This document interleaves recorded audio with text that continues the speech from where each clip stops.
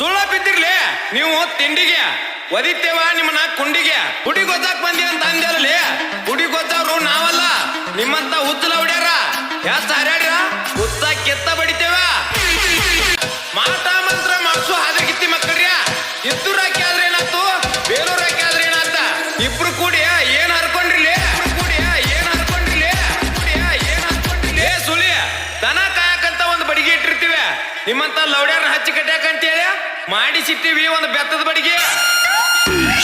ಮಾಡಿಸಿಟ್ಟಿವಿ ಒಂದು ಬೆತ್ತದ ಬಡಿಗೆ ಮಾಡಿಸಿಟ್ಟಿವಿ ಒಂದು ಬೆತ್ತದ ಬಡಿಗೆ ಮಾಡಿಸಿಟ್ಟಿವಿ ಒಂದು ಬೆತ್ತದ ಬಡಿಗೆ